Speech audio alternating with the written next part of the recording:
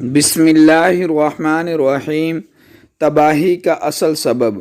رسول اللہ صلی اللہ علیہ وسلم نے فرمایا، اللہ کی قسم مجھے تمہاری ناداری اور فقیری کا ڈر نہیں، بلکہ مجھے تو اس بات کا اندیشہ ہے کہ دنیا تم پر کشادہ کر دی جائے گی، جیسا کہ تم سے پہلے لوگوں کے لیے کشائش کی گئی تھی۔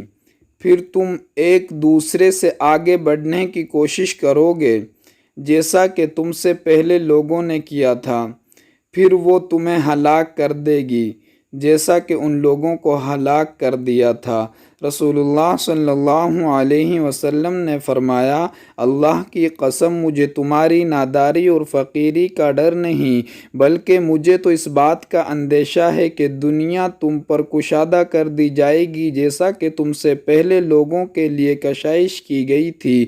پھر تم ایک دوسرے سے آگے بڑھنے کی کوشش کرو گے، جیسا کہ تم سے پہلے لوگوں نے کیا تھا۔